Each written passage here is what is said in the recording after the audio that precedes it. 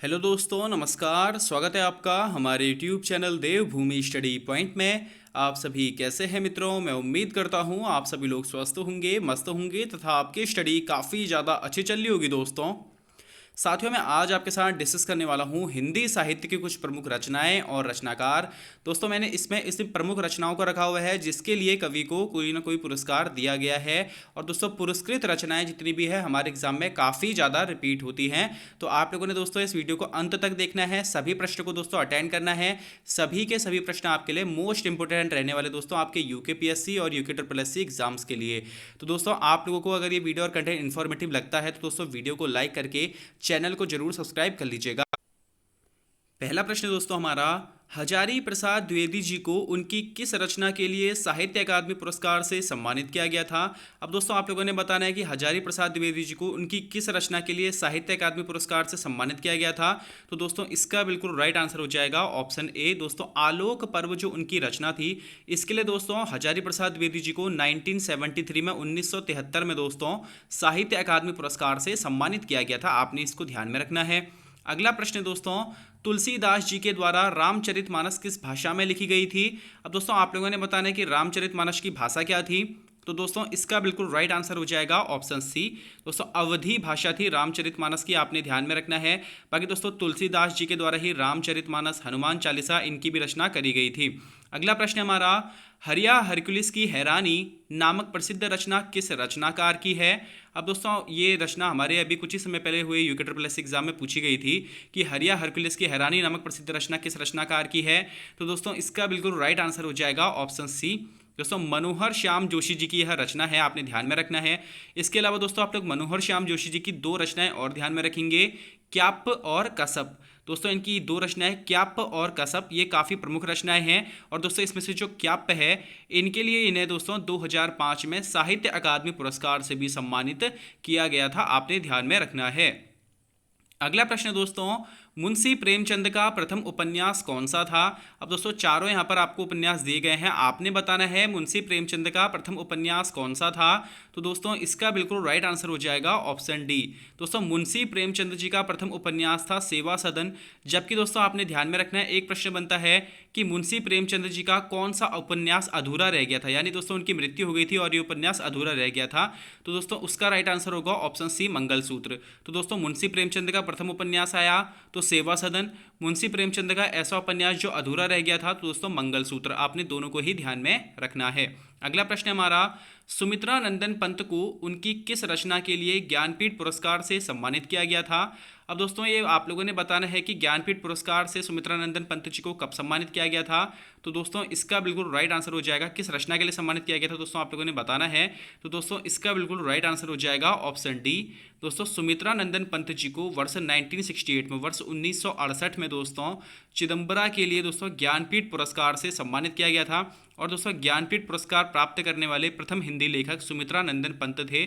आपने इस फैक्ट को भी ध्यान में रखना है कि ज्ञानपीठ पुरस्कार प्राप्त करने वाले प्रथम हिंदी लेखक कौन थे दोस्तों? तो सुमित्रा नंदन पंत थे। अगला प्रश्न है हमारा, सूर्यकांत त्रिपाठी निराला का जन्म कहाँ हुआ था? अब दोस्तों आप लोगों ने बताना है कि सूर्यकांत त्रिपाठी निराला जी का जन्म कहाँ हुआ था। अब दोस्तों आप लोग ध्यान रखिएगा कि इनका नाम सिर्फ निराला भी आता है, कहीं कहीं पे दोस्तों इन्हें सिर्फ निराला भी कहा जाता है कि निराला का जन्म कहाँ हुआ था। तो आपने ध्यान में रखना है, यह पूरा अगर आपसे निराला बोला जाए तो आपने ध्यान रखना है कि सूर्यकांत त्रिपाठी निराला जी की बात हो रही है। तो दोस्तों इसका बिल्कुल राइट आंसर हो जाएगा ऑप्शन बी। दोस्तों बंगाल के महिषादल गांव में सूर्यकांत त्रिपाठी निराला जी का जन्म दोस्तों वर्ष 1896 में हुआ था। और दोस्तों एक चीज क्वेश्चन बनता है कि इनके बचपन का नाम क्या था। तो दोस्तों सूर्य कुमार इनके बचपन का नाम था।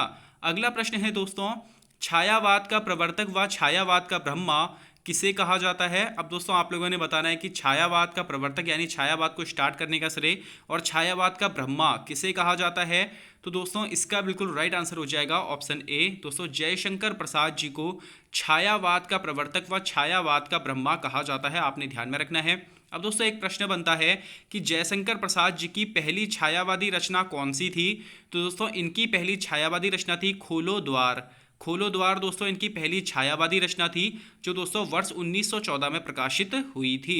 अगला प्रश्न है दोस्तों, कामायनी नामक प्रसिद्ध रचना किसकी है।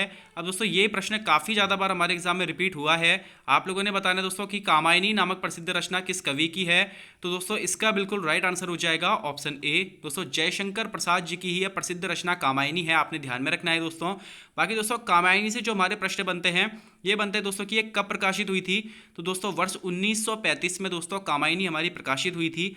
इसके अलावा दोस्तों यह किस बोली का काव्य है। तो दोस्तों यह खड़ी बोली का एक महाकाव्य है। तो दोस्तों कामायनी किस विधा की रचना है, अगर आपसे यह पूछा जाए तो आपने ध्यान में रखना है महाकाव्य है दोस्तों। और किस बोली में लिखा गया है, किस बोली भाषा में लिखा गया है। तो दोस्तों खड़ी बोली में यह लिखा गया है, वर्ष 1935 में यह प्रकाशित हुआ था। अगला प्रश्न है दोस्तों, महादेवी वर्मा की प्रसिद्ध रचना यामा किस विधा की रचना है। अब दोस्तों आप लोगों ने बताना कि महादेवी वर्मा की प्रसिद्ध रचना है दोस्तों यामा, ये किस विधा की रचना है, यानी कि दोस्तों निबंध है, कहानी है, आत्मकथा है या फिर काव्य संग्रह है। तो दोस्तों इसका बिल्कुल राइट आंसर हो जाएगा ऑप्शन हमारा डी दोस्तों। जो इनकी रचना यामा है वह दोस्तों हमारा एक काव्य संग्रह है, आप लोगों ने ध्यान में रखना है दोस्तों। ये काव्य संग्रह है यामा। और दोस्तों इसी यामा रचना के लिए इन्हें 1982 में ज्ञानपीठ पुरस्कार से भी सम्मानित किया गया था महादेवी वर्मा जी को। अगला प्रश्न है दोस्तों हमारा, साहित्य अकादमी पुरस्कार से सम्मानित होने वाले प्रथम कवि कौन थे। अब दोस्तों आपने बताना कि साहित्य अकादमी पुरस्कार से सम्मानित होने वाले पहले कवि कौन थे। तो दोस्तों इसका बिल्कुल राइट आंसर हो जाएगा ऑप्शन डी। दोस्तों माखनलाल चतुर्वेदी जी साहित्य अकादमी पुरस्कार से सम्मानित होने वाले प्रथम कवि थे, आपने ध्यान में रखना है। ये दोस्तों पहले हिंदी लेखक थे जिनको यह पुरस्कार मिला था। बाकी दोस्तों आपने ध्यान में रखना है कि इनको यह वर्ष 1955 में इनके काव्य हिम तरंगिणी के लिए यह पुरस्कार इन्हें दिया गया था। तो दोस्तों यह प्रश्न भी बनता है कि माखनलाल चतुर्वेदी को उनकी किस रचना के लिए साहित्य अकादमी पुरस्कार दिया गया था। तो दोस्तों हिम तरंगिणी रचना के लिए वर्ष 1955 में इन्हें साहित्य अकादमी पुरस्कार से सम्मानित किया गया था। और दोस्तों यह साहित्य अकादमी पुरस्कार से सम्मानित होने वाले पहले कवि थे। आपने इन सभी तथ्यों को माखनलाल चतुर्वेदी जी से भी ध्यान में रखना है। अगला प्रश्न है दोस्तों, निम्न में से कौन सी रचना मुक्तिबोध की नहीं है। अब दोस्तों ये मुक्तिबोध जो नाम है ना, यह गजानन माधव मुक्तिबोध दोस्तों ये पूरा नाम इनका है। इनको दोस्तों सिर्फ मुक्तिबोध के नाम से भी संबोधित किया जाता है। जैसे दोस्तों मैंने आपको पीछे बताया था ना कि सूर्यकांत त्रिपाठी निराला जी को सिर्फ निराला नाम से बुलाया जाता है, वैसे दोस्तों गजानन माधव मुक्तिबोध जी को केवल मुक्तिबोध के नाम से भी जाना जाता है। तो दोस्तों आपने बताना है कि इन चारों रचनाओं में से कौन सी एक रचना गजानन माधव मुक्तिबोध जी की नहीं है। तो दोस्तों इसका बिल्कुल राइट आंसर हो जाएगा ऑप्शन सी। दोस्तों दो पंक्तियों के बीच जो रचना है यह गजानन माधव मुक्तिबोध जी की नहीं है। बाकी दोस्तों चांद का मुंह टेढ़ा, विपात्र और काठ का सपना, यह दोस्तों तीनों इनकी कुछ प्रमुख रचनाएं हैं जो कि काफ़ी ज़्यादा हमारे एग्जाम में पूछी गई हैं। तो आपने तीनों को ध्यान में रखना है दोस्तों। बाकी दोस्तों अगर आपसे पूछा जाए दो पंक्तियों के बीच रचना किसकी है, तो दोस्तों यह राजेश जोशी जी की रचना है। अगला प्रश्न है हमारा, उत्तराखंड का आंचलिक कथाकार किसे कहा जाता है। और दोस्तों आपने ये प्रश्न भी काफ़ी ज़्यादा बार अपने एग्जाम में देखा होगा। तो दोस्तों उत्तराखंड का आंचलिक कथाकार कहा जाता है शैलेश मटियानी जी को, आपने ध्यान में रखना है कि दोस्तों शैलेश मटियानी जी को उत्तराखंड का आंचलिक कथाकार कहा जाता है। अगला प्रश्न है दोस्तों, मंगलेश डबराल को उनकी किस रचना के लिए साहित्य अकादमी पुरस्कार से सम्मानित किया गया था। अब दोस्तों आपने बताना है कि मंगलेश डबराल जी को उनकी किस रचना के लिए साहित्य अकादमी पुरस्कार से सम्मानित किया गया था। तो दोस्तों इसका बिल्कुल राइट आंसर हो जाएगा ऑप्शन बी। दोस्तों हम जो देखते हैं, दोस्तों हम जो देखते हैं यह एक काव्य संग्रह था। तो दोस्तों इसके लिए इन्हें वर्ष 2000 में साहित्य अकादमी पुरस्कार से सम्मानित किया गया था। तो दोस्तों आपने ध्यान में रखना है कि मंगलेश डबराल जी को वर्ष 2000 में इनके काव्य संग्रह हम जो देखते हैं के लिए दोस्तों इनको साहित्य अकादमी पुरस्कार से सम्मानित किया गया था। अगला प्रश्न है दोस्तों, शेखर जोशी जी का जन्म किस स्थान में हुआ था। अब दोस्तों ये शेखर जोशी जी के बारे में आपने ध्यान में रखना है कि शेखर जोशी जी के बारे में एक तथ्य पूछा जाता है कि अभी हाल ही में दोस्तों इनकी मृत्यु हो रखी है। तो आपने सबसे पहले तो इनकी मृत्यु की डेट ध्यान में रखनी है कि 4 अक्टूबर 2022 को दोस्तों इनकी मृत्यु हुई है। बाकी दोस्तों इनके जन्म के बारे में पूछा जाता है तो सितंबर 1932 में दोस्तों सितंबर 1932 में इनका जन्म हुआ था। अब दोस्तों आपने बताना है कि इन चारों जगह में से किस जगह पर इनका जन्म हुआ था। तो दोस्तों इसका बिल्कुल राइट आंसर हो जाएगा ऑप्शन सी। दोस्तों औलिया अल्मोड़ा में शेखर जोशी जी का जन्म हुआ था। अब दोस्तों आपने ध्यान में रखना है कि शेखर जोशी जी का जन्म सितंबर 1932 में औलिया अल्मोड़ा में हुआ था। बाकी दोस्तों औलिया ये गांव है वहाँ पे अल्मोड़ा में, आपने ध्यान में रखना है इसे। और दोस्तों इनकी मृत्यु जो है वह 4 अक्टूबर 2022 में 90 वर्ष की अवस्था में हो गई थी, तो आपने दोस्तों ध्यान में रखना है। अभी दोस्तों इनसे क्वेश्चन बना था हमारे एग्जाम में कि किस मूवी के ऊपर दोस्तों, किस एक रचना के ऊपर शेखर जोशी जी की चिल्ड्रंस फिल्म सोसाइटी के द्वारा फिल्म बनाई गई थी, शॉर्ट फिल्म बनाई गई थी। तो दोस्तों दाजू उनकी वो रचना थी। तो इनकी रचनाओं से भी दोस्तों प्रश्न बने हैं, आगे भी दोस्तों इनसे प्रश्न बनने की संभावना है, आपने इसे जरूर ध्यान रखना चाहिए। अगला प्रश्न है दोस्तों, शैलेश मटियानी पुरस्कार वर्ष 2009 से किस क्षेत्र में दिया जा रहा है। अब दोस्तों शैलेश मटियानी जी के ऊपर पुरस्कार दिया जा रहा है दोस्तों वर्ष 2009 से, उत्तराखंड सरकार के द्वारा दोस्तों यह पुरस्कार प्रारंभ करे गए हैं। आपने बताना है दोस्तों कि यह पुरस्कार किस क्षेत्र में दिया जा रहा है, साहित्य के क्षेत्र में दिया जा रहा है, कला के क्षेत्र में, समाज सेवा के क्षेत्र में, या फिर शिक्षा के क्षेत्र में। तो दोस्तों इसका बिल्कुल राइट आंसर हो जाएगा ऑप्शन डी। दोस्तों शैलेश मटियानी पुरस्कार वर्ष 2009 से शिक्षा के क्षेत्र में दिया जा रहा है, आपने इसको जरूर ध्यान रखना चाहिए और हमारे उत्तराखंड सरकार के द्वारा दोस्तों यह दिया जाता है। अगला प्रश्न है दोस्तों, पीताम्बर दत्त बर्थवाल को हिंदी साहित्य के लिए डी लिट की उपाधि कब दी गई थी। अब दोस्तों आपने ध्यान में रखना है कि जो पीडी बर्थवाल थे ना, पीताम्बर दत्त बर्थवाल थे दोस्तों, यह हिंदी साहित्य में दोस्तों डी लिट की उपाधि पाने वाले पहले व्यक्ति थे। तो दोस्तों आपने ध्यान में रखना है कि हिंदी साहित्य में डी लिट की उपाधि पाने वाले प्रथम व्यक्ति कौन थे। तो दोस्तों पीडी बर्थवाल थे। अब आपने बताना है दोस्तों कि इनको यह उपाधि कब दी गई थी। तो दोस्तों ऑप्शन डी इसका बिल्कुल करेक्ट आंसर हो जाएगा, वर्ष 1933 दोस्तों, वर्ष 1933 में पीताम्बर दत्त बर्थवाल को दोस्तों हिंदी साहित्य के लिए डी लिट की उपाधि प्रदान करी गई थी। इनकी दोस्तों किस रचना के लिए दिया गया था। तो दोस्तों हिंदी काव्य में निर्गुणवाद संप्रदाय, इसको दोस्तों अंग्रेजी में बोला जाए तो द निर्गुण स्कूल ऑफ हिंदी पोइट्री। दोस्तों इसी से अभी हमारा प्रश्न बना था कि इनको इनकी किस रचना के लिए डी लिट की उपाधि दी गई थी। वहाँ पे दोस्तों इसका हिंदी नाम नहीं रखा गया था, वहाँ पे इसका अंग्रेजी नाम रखा गया था। तो आपने दोनों ही नामों को ध्यान में रखना है। हिंदी में दोस्तों इसे बोला जाएगा हिंदी काव्य में निर्गुणवाद संप्रदाय, और वही दोस्तों इंग्लिश में से बोला जाएगा द निर्गुण स्कूल ऑफ हिंदी पोएट्री। अगला प्रश्न दोस्तों हमारा, शिवानी गौरा पंत को पद्मश्री पुरस्कार से कब सम्मानित किया गया था। अब दोस्तों गौरा पंत जी को शिवानी पंत भी या फिर शिवानी गौरा पंत भी बोला जाता है, आपने ध्यान में रखना है। अब दोस्तों इन्हें पद्मश्री पुरस्कार से कब सम्मानित किया गया था, आप लोगों ने बताना है। तो दोस्तों इसका बिल्कुल राइट आंसर हो जाएगा ऑप्शन ए। दोस्तों शिवानी गौरा पंत जी को वर्ष 1982 में पद्मश्री पुरस्कार से सम्मानित किया गया था, आपने इसको जरूर ध्यान रखना चाहिए। अगला प्रश्न दोस्तों, राहुल सांकृत्यायन का मूल नाम क्या था। अब दोस्तों 4 यहाँ पे नाम दिए गए हैं, आपने बताना है दोस्तों कि राहुल सांकृत्यायन जी का मूल नाम क्या था। तो दोस्तों इसका बिल्कुल राइट आंसर हो जाएगा ऑप्शन बी। दोस्तों राहुल सांकृत्यायन जी का मूल नाम केदार पांडे था, आपने ध्यान में रखना है। इसके अलावा दोस्तों राहुल सांकृत्यायन जी को महापंडित व घुमक्कड़ कवि भी कहते हैं। तो दोस्तों आपने ध्यान रखना है, महापंडित और घुमक्कड़ कवि राहुल सांकृत्यायन को कहते हैं। वहीं दोस्तों इनका मूल नाम केदार पांडे था। अगला प्रश्न दोस्तों, विकलांग श्रद्धा का दौर नामक प्रसिद्ध रचना किस कवि या कवियत्री की है। अब दोस्तों आपने बताना है कि विकलांग श्रद्धा का जो दौर ये रचना है ये किस कवि या फिर कवियत्री की है। तो दोस्तों इसका बिल्कुल राइट आंसर हो जाएगा ऑप्शन सी। दोस्तों हरिशंकर परसाई जी की यह रचना है, आप लोगों ने ध्यान में रखना है कि विकलांग श्रद्धा का दौर दोस्तों हरिशंकर परसाई जी की रचना है।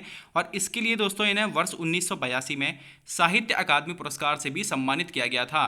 दोस्तों आपने ध्यान में रखना है कि जो हरिशंकर परसाई जी हैं यह दोस्तों एक आलोचनात्मक कवि थे, व्यंग्य करने वाले कवि थे। तो दोस्तों इन्होंने विकलांग श्रद्धा का दौर रचना लिखी है। इसके अलावा दोस्तों प्रेमचंद के फटे जूते, दोस्तों यह प्रश्न काफ़ी ज़्यादा पूछा जाता है कि प्रेमचंद के फटे जूते नामक प्रसिद्ध रचना किसकी है। तो दोस्तों ये जो प्रेमचंद के फटे जूते हैं इसमें अधिकतम लोग प्रेमचंद लगाए जाते हैं। तो आपने ध्यान रखना है कि हरिशंकर परसाई जी की यह रचना है प्रेमचंद के फटे जूते। और दोस्तों इनकी विकलांग श्रद्धा का दौर रचना काफ़ी प्रसिद्ध है, जिसके लिए इन्हें वर्ष 1982 में साहित्य अकादमी पुरस्कार से सम्मानित किया गया था। अगला प्रश्न दोस्तों, एक कहानी यह भी नामक प्रसिद्ध आत्मकथा किस कवि या कवित्री की है। अब दोस्तों आपने बताना है कि एक कहानी यह भी नामक प्रसिद्ध आत्मकथा किस कवि या फिर कवित्री की है। तो दोस्तों इसका बिल्कुल राइट आंसर हो जाएगा ऑप्शन बी। दोस्तों मन्नू भंडारी जी की यह प्रसिद्ध रचना है और दोस्तों इनके लिए इन्हें वर्ष 2008 में व्यास सम्मान से भी सम्मानित किया गया था। तो दोस्तों आपने ध्यान में रखना है, एक कहानी यह भी नामक प्रसिद्ध आत्मकथा मन्नू भंडारी जी की है, जिसके लिए इन्हें दोस्तों वर्ष 2008 में व्यास सम्मान से सम्मानित किया गया था। अगला प्रश्न दोस्तों, निम्न में से किस एक साहित्यकार के गुरु संत रैदास थे। अब दोस्तों आपने बताना है कि संत रैदास जो थे वह इन चारों साहित्यकारों में से किसके गुरु थे। तो दोस्तों इसका बिल्कुल राइट आंसर हो जाएगा ऑप्शन बी। दोस्तों मीराबाई के गुरु थे संत रैदास, आपने ध्यान में रखना है। अगला प्रश्न दोस्तों, निम्न में से किस रचनाकार को समन्वय का कवि कहा जाता है। अब दोस्तों आपने बताना है कि किस एक रचनाकार को समन्वय का कवि कहा जाता है। तो दोस्तों इसका बिल्कुल राइट आंसर हो जाएगा हमारा ऑप्शन ए। दोस्तों तुलसीदास जी को समन्वय का कवि कहा जाता है। दोस्तों आपने फिर से ध्यान में रखना है कि रामचरितमानस और हनुमान चालीसा दोस्तों इन दोनों की ही रचना तुलसीदास जी के द्वारा ही करी गई है। अगला प्रश्न दोस्तों, महाप्राण नाम से किस कवि को जाना जाता है। अब दोस्तों आपने बताना इन चारों में से कि महाप्राण नाम से किस एक कवि को जाना जाता है। तो दोस्तों इसका बिल्कुल राइट आंसर हो जाएगा ऑप्शन सी। दोस्तों सूर्यकांत त्रिपाठी निराला जी को महाप्राण नाम से भी जाना जाता है। इसके अलावा दोस्तों इन्हें छायावाद का महेश, दोस्तों इन्हें छायावाद का महेश और साथ ही साथ में बसंत ऋतु का अग्रदूत भी कहा जाता है। तो दोस्तों आपने ध्यान में रखना है महाप्राण, बसंत ऋतु का अग्रदूत या फिर छायावाद का महेश, दोस्तों तीनों ही निराला को बोला जाता है। अगला प्रश्न दोस्तों, जयशंकर प्रसाद की कामायनी को हिंदी का ताजमहल की उपाधि किसने दी थी। दोस्तों कामायनी अभी मैंने बताया था आपको जयशंकर प्रसाद की एक प्रसिद्ध रचना है जो कि 1935 में प्रकाशित हुई थी दोस्तों, खड़ी बोली में लिखी गई थी। तो दोस्तों आपने बताना है कि अब इसको हिंदी का ताजमहल की उपाधि किस एक कवि के द्वारा दी गई थी। तो दोस्तों इसका बिल्कुल राइट आंसर हो जाएगा ऑप्शन बी। दोस्तों सुमित्रा नंदन पंत जी के द्वारा जयशंकर प्रसाद की कामायनी को हिंदी के ताजमहल की उपाधि दी गई थी। अगला प्रश्न दोस्तों हमारा, नेपथ्य में हंसी नामक प्रसिद्ध काव्य संग्रह किस कवि का है। अब दोस्तों आपने बताना है कि नेपथ्य में हंसी नामक प्रसिद्ध काव्य संग्रह किस कवि का है। सबसे पहले तो आप ध्यान में रखेंगे कि नेपथ्य में हंसी दोस्तों एक काव्य संग्रह है, क्योंकि दोस्तों विधा के बारे में पूछा जाता है कि किस विधा की रचना है। तो दोस्तों आपने ध्यान में रखना है कि एक काव्य संग्रह है। अब दोस्तों आपने बताना है कि किस कवि की यह दोस्तों यह काव्य संग्रह यानी कि यह रचना है। तो दोस्तों इसका बिल्कुल राइट आंसर हो जाएगा हमारा ऑप्शन बी। दोस्तों नेपथ्य में हंसी जो है यह राजेश जोशी जी की एक प्रसिद्ध रचना है। और दोस्तों इसके अलावा आपने ध्यान में रखना है एक दिन बोलेंगे पेड़ और दो पंक्तियों के बीच, दोस्तों यह दो रचनाएं आप लोग इसके अलावा और ध्यान रखेंगे राजेश जोशी जी की। नेपथ्य में हंसी तो दोस्तों इनकी एक प्रसिद्ध काव्य संग्रह है ही।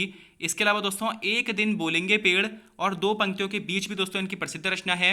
इसमें से दोस्तों जो दो पंक्तियों के बीच है इसके लिए इन्हें दोस्तों वर्ष 2002 में साहित्य अकादमी पुरस्कार से भी सम्मानित किया गया है। अगला प्रश्न दोस्तों, तुलसीदास द्वारा रचित रामचरितमानस में कितने कांड हैं।